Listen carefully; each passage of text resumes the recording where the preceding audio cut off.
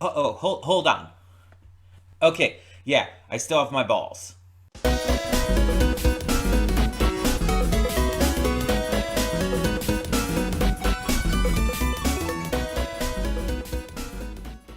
Hey everyone, welcome to Princess Gay. I'm your host Connie, and today we are here with my blind reaction to Season 2, Episode 1 of Dan to Dan. And this has been a pretty short wait, all things considered. Like, there's only one season, or no, two seasons between. Because this came out in the fall season of last year, and then we had the winter 2025 and spring 2025 seasons that we had to wait through, and now we're here.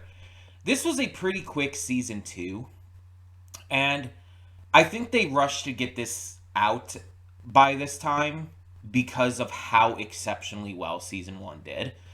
I mean, episode 7 of season 1, I think has been like rated one of the highest rated episodes of anime, period, which is a huge deal and 100% deserved because it's that phenomenal and made everyone cry.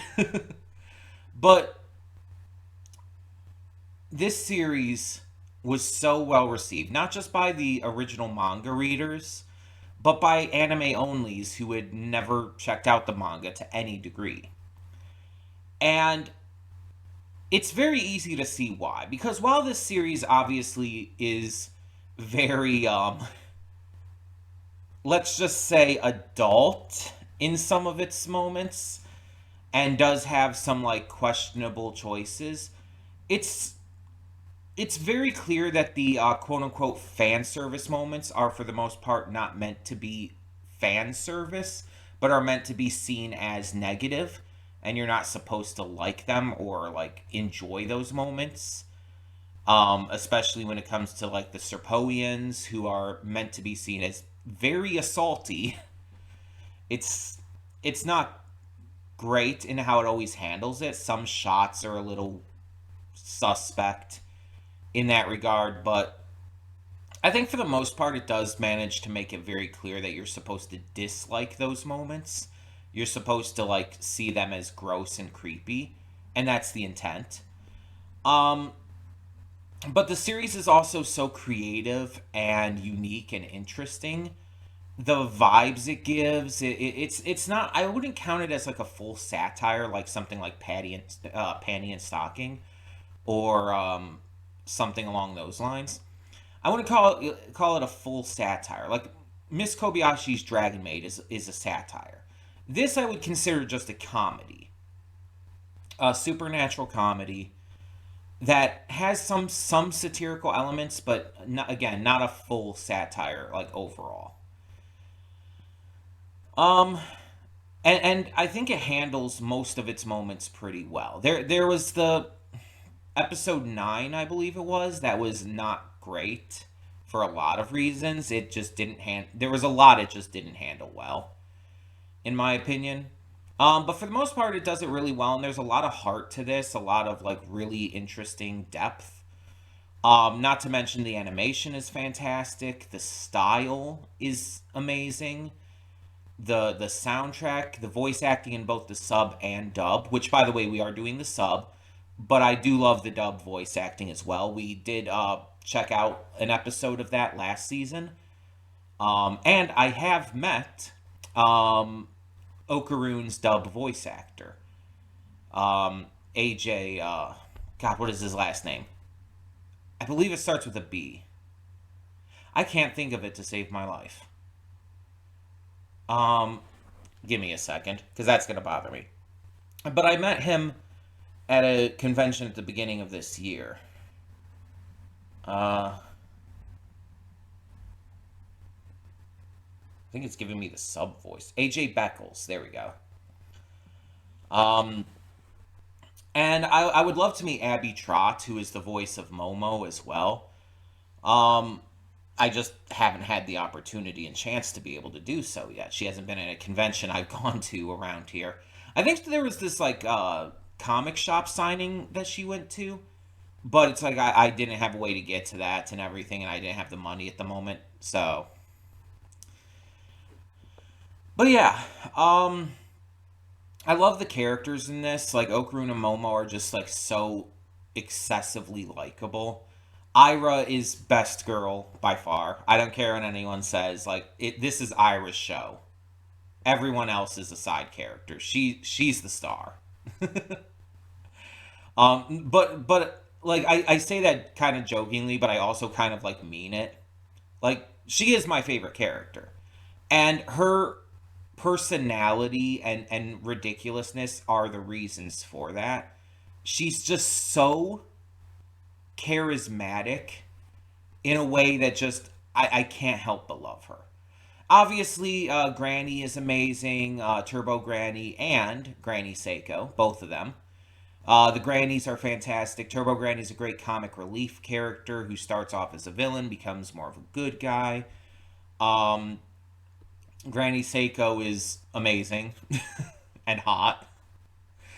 And then we have Gigi, and that's where we get to with where we left off because we season 1 ended in the middle of an arc, which is wild to me because I don't think I've seen that with another show where a season will literally start a new arc and then just end in the middle of the arc. Ooh, what?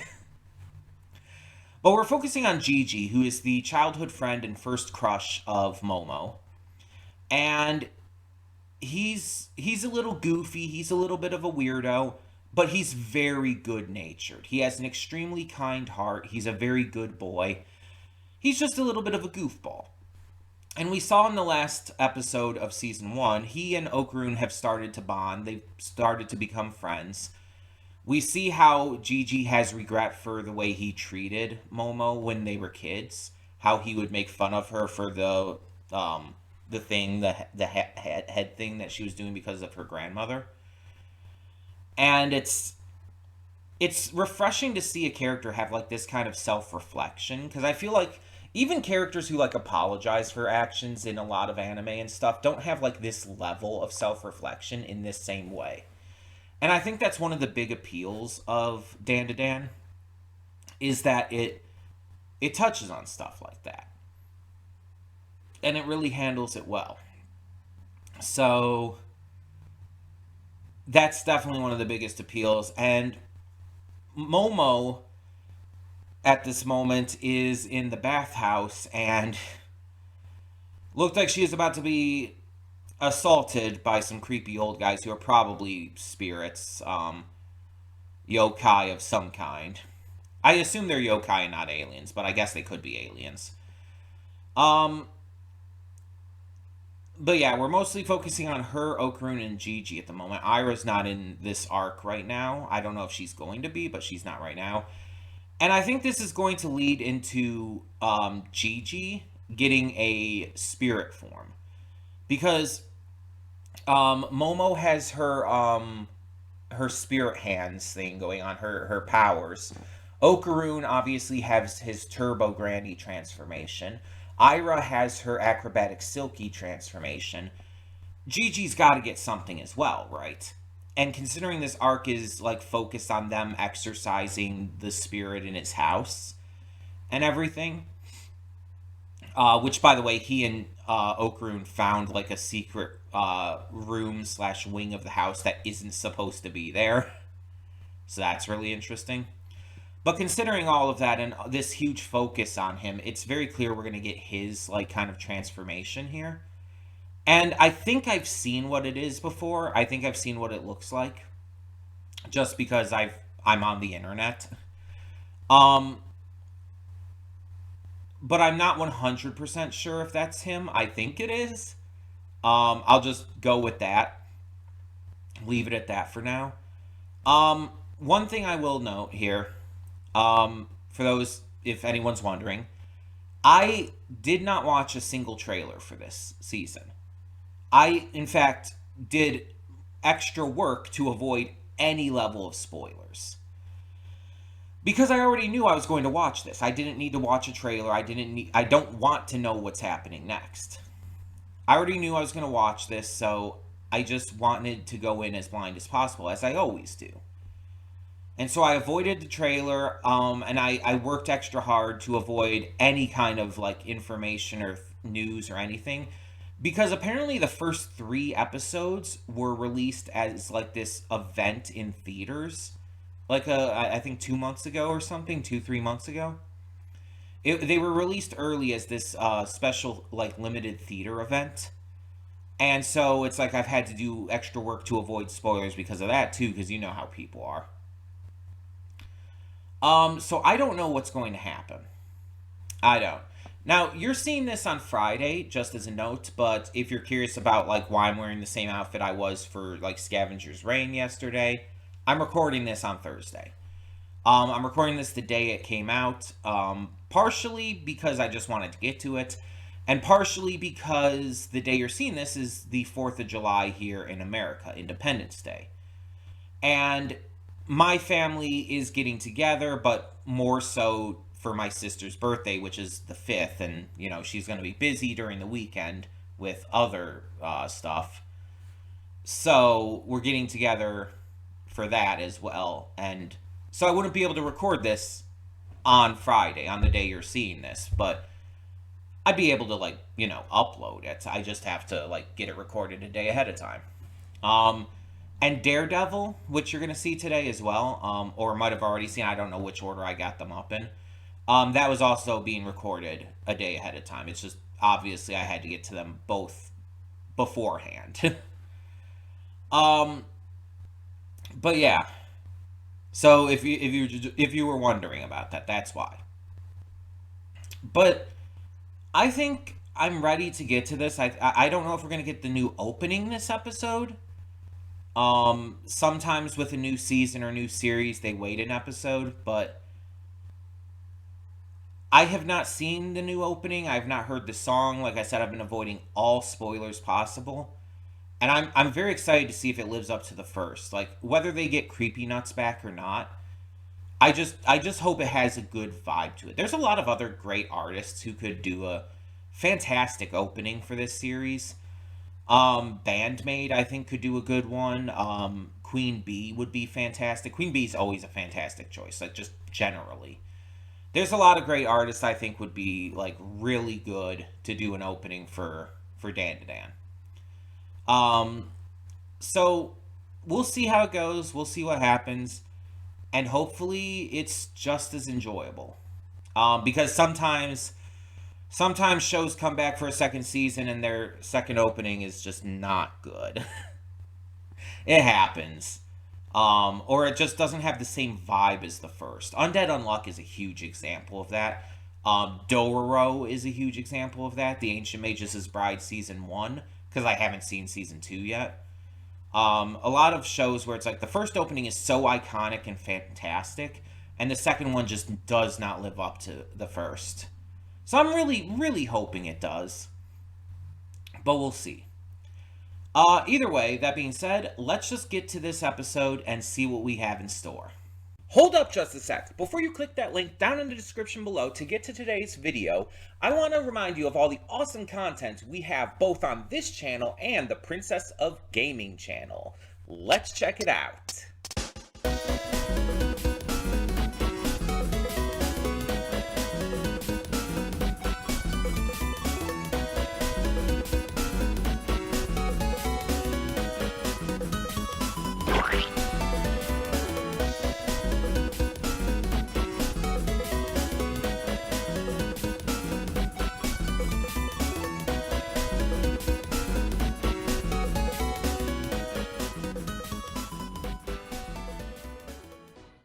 And we are back, and we'll begin with spoilers in 3, 2, 1, now.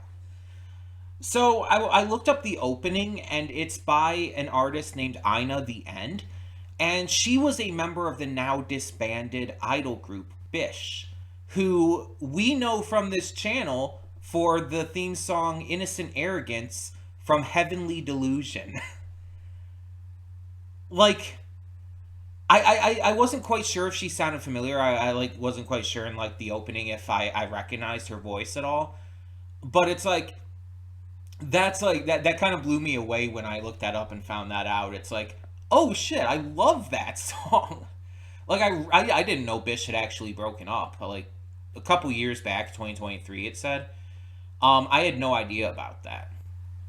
Um, but I love that song. Like that's a fantastic opening. Heavenly Delusions OP was like excellent. And it's like, okay, so I do know this artist. I don't. I think I might have heard a couple other Bish songs. I think after I heard that song like in full, I might have looked up a couple others. I don't. I don't know if this is actually the same singer though. That's the thing because it was an Bish was an idol group, and I don't know if like I think there's only one main singer for Innocent Arrogance. Who sings Innocent Arrogance in Bish?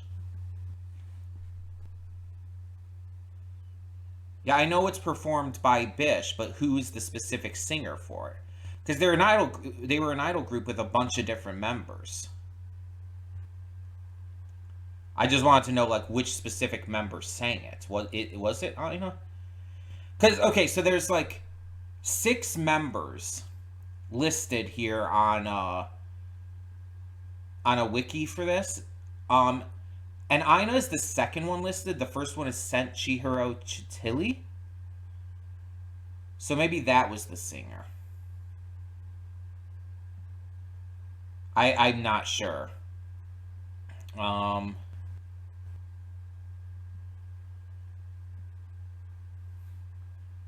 let me look up Bish on Wikipedia here. Because it just like lists them as members. It doesn't like specifically say anything further. But okay, on here Ina is listed as the first member on here.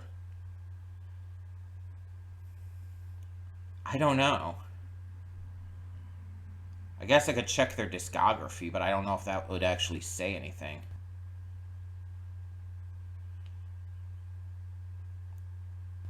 No, it's not saying like who actually would be the singer for it.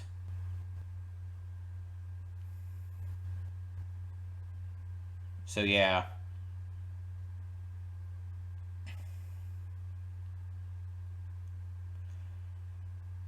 Uh, duh, duh, duh, duh, duh.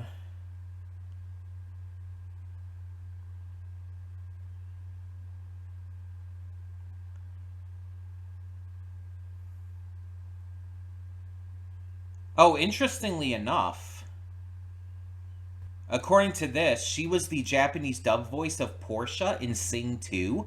So that's really fun. And she had songs used for Mobile Suit Gundam The Witch from Mercury, the second season, as well as Apothecary Diaries. So that's really interesting. I haven't seen the Apothecary Diaries opening because it wasn't in the first episode, I believe, right? Um, but yeah, I'm not really seeing anything about like who is the specific singer for that song.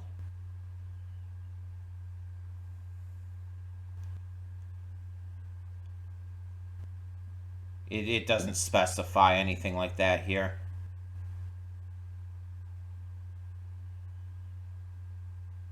I'd have to listen to like them probably back to back to try to get a feeling for that. See it to try and figure out if it's the same singer. And there were like some backing vocals for Innocent Arrogance, like, but it was mostly one singer, so I'm not sure. Um, Either way, let's actually talk about this episode. So this was a strong start to the season. The new opening the new opening and ending very much carried over the spirit of the originals, but they weren't as wacky, weren't as like eye catching. They still definitely feel like great openings for Dan, and I do like the vibe of the songs and the visuals. I think they really work. I don't know if I'd say they're as good, but they definitely still work. And mind you, I might just have to hear them and see them multiple more times to really get a good feel. Um, this did continue right where the last episode left off, and we get to like truly meet the Keto clan here. The Keto family are like the leading family, the head family of this village. The village where Gigi and his family live, where they rent this house from. And the Keto family, we end up finding out, are the family who had been making these human sacrifices to what they believed was this snake god for 200 years, I think it said. And in reality, the snake god was a Mongolian death worm. This monster. It's a monster worm that is, in reality, just, you know, just a yokai.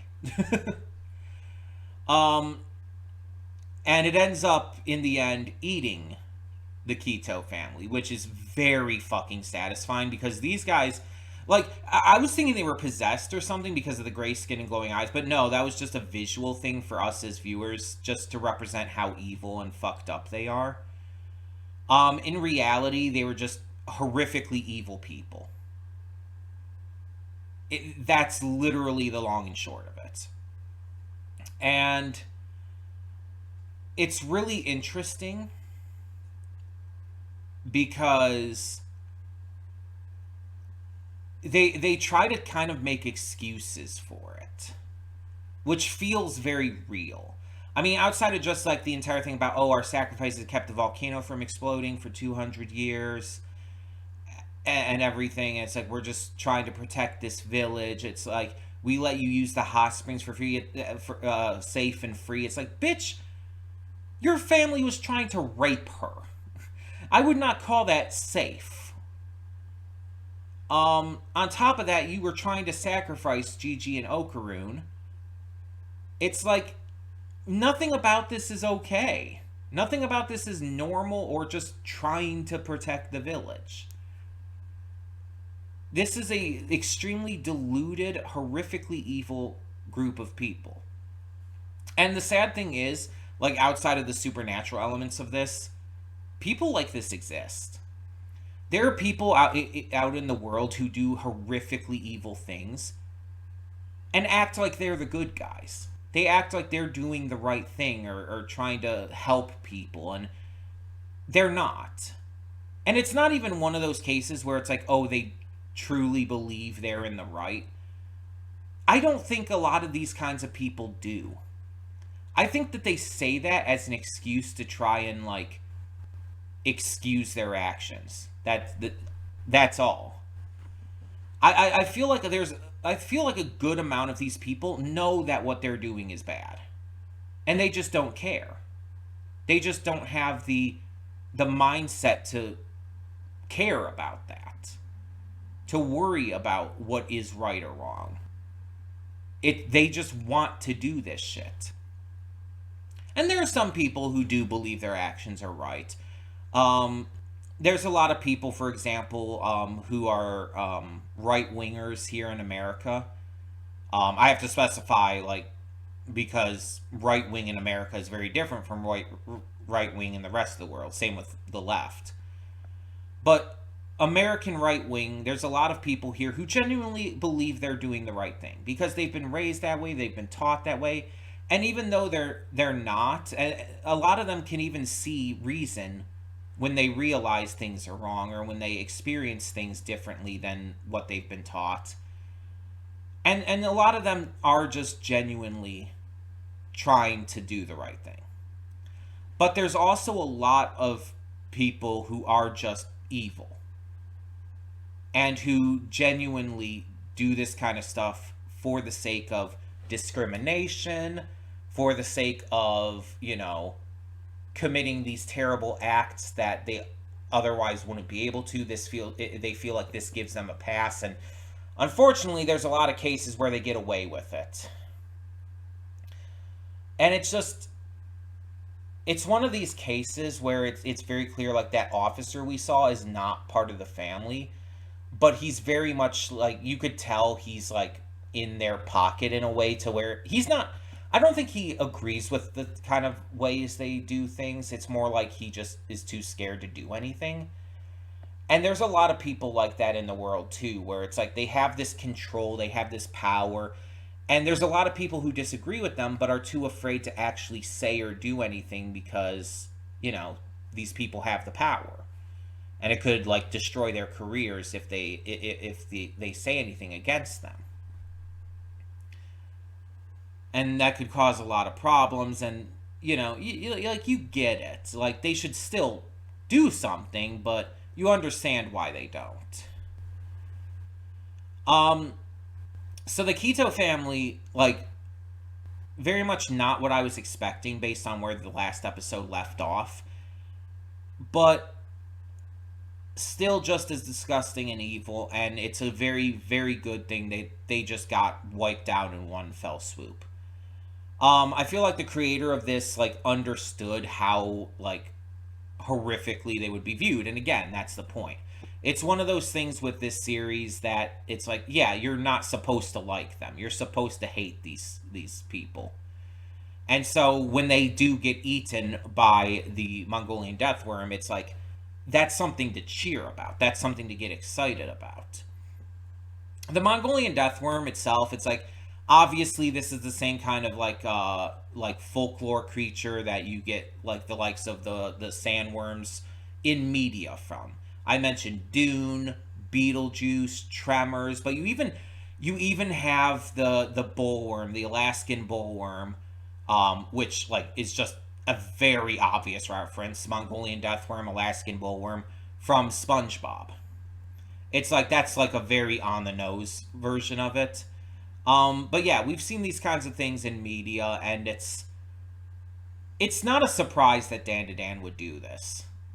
Like of all these shows and movies and stuff that have a deathworm creature in it, Dan to Dan would be very remiss to not.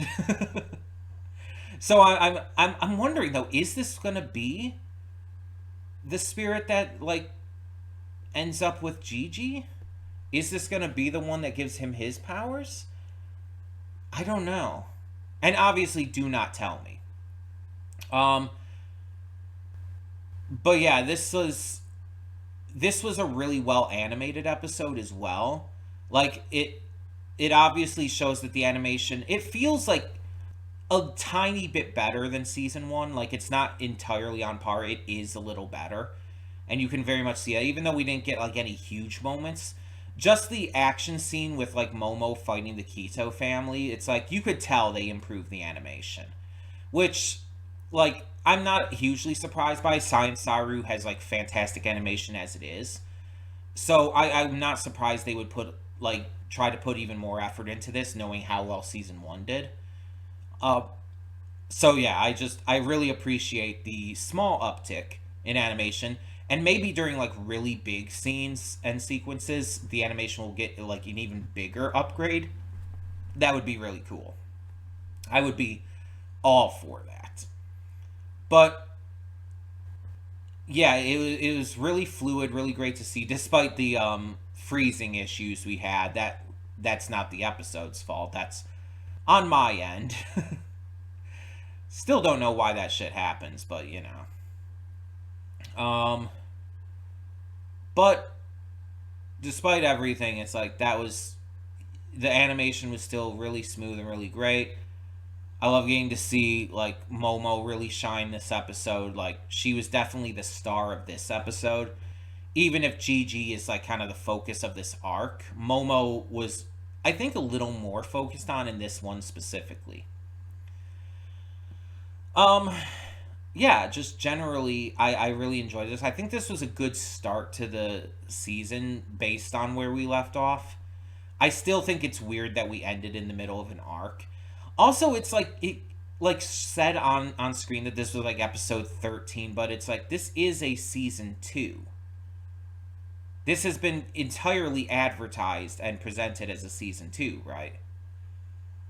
It's not like one of those shows where it's like, oh, we're gonna have a one core of the season, and then we're gonna like take a break for a season, and then bring you the next core, but it's still the same season. I think Fire Force is doing that. Um, but Dan to Dan, it's like this has been like built up and everything as specifically season 2. And so even with like this episode saying episode 13, and even if the next one says 14, I'm going to refer to them as season 2 episode 1, season 2 episode 2, and so on and so forth. Because again, that's how it's been advertised. That's how it's been presented. Um, but yeah, I think despite where it ended and everything, I think this was a good start because it's like the threat like is mostly the Keto clan here, and they're like a threat. I mean, they're strong fighters in the same way that Granny is a strong fighter, which is directly brought up. And that's about it though. They're like they don't have like supernatural powers. They're even like surprised at Momo's powers. You can kind of confused about that. They're just like, martial artists and shit. So I think that's a good enemy to start a second season with. And even though we're like obviously ending with like the Mongolian death worm and then obviously Okarun kind of losing control, um it's very clear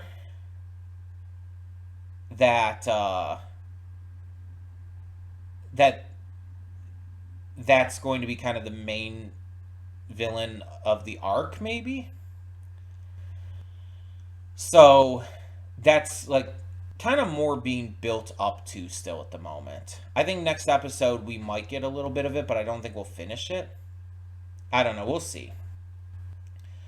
I like Turbo Granny's role in this, like helping Momo at various points, but like playing coy about it. Like she's helping. Like even when she jumps out of the pack and everything and attacks the Keto dude, it's like she's like, "Well, how dare you squish me while I'm in here?" It's like she's helping. She's just being a coy bitch about it because it's Turbo Granny. But we know that's her thing. We absolutely know it. Basically, directly stated in season 1 that she had been like protecting and caring for the spirits of those girls who were raped and killed in and around that tunnel. Like Turbo Granny's thing is, protecting the spirits of young women because of how they were mistreated and killed and how fucked up that was. And she's acts like a grumpy old lady, but she can't hide how much she genuinely is going to care about something like that. So it's like she tries to play coy, but it's like one, her actions in the hot spring could not be construed as anything but helping Momo. She's like soaking in the hot spring and pretending like she's just there for that, but it's like, come on, come on. That literally can't be construed as anything else. And her jumping out of the pack, like you could maybe make the excuse, oh, she was being squished, and sure, but she used that as an excuse to help Momo. She did. I think Turbo Granny's becoming more attached to them than even she realizes. And I think she's just too proud to admit that she wants to help them. At some point in the series, she might like fully come around and like start admitting it and start like just being open about it. But for right now, she's definitely going to be like this, and that's fair. That's fine. Um, I like how the ending gave a new dance because they did that on purpose. That Science Saru and the team that worked on the ending specifically added that dance in there for the TikTok generation. Because the first season's opening and like different parts even from the episodes inspired this dance trend on TikTok. So it's like that was put there on purpose specifically for that. And that's fine. That's great. I like that they're playing up to their fan base and trying to give them something to have fun with, to enjoy. I like when studios do that because it shows that they're paying attention. It shows that they care.